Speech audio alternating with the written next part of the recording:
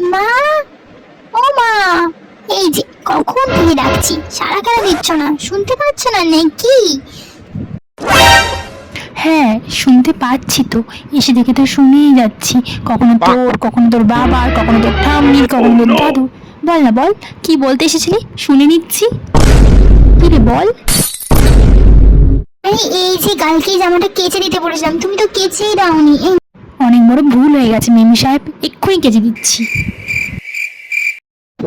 কি গো মা, মার্কেটে গিয়েছিলে, আমায় বললে না তো?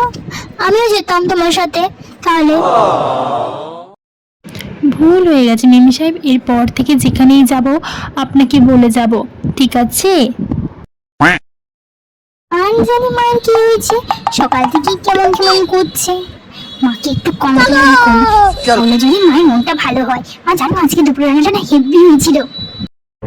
হবেই তো, 10 বছর ধরে রান্না করে আসছি সবার জন্য, রান্না ভালো হবে না তা কখনো হয় নাকি? ও মা, একটু জল দেবে গো।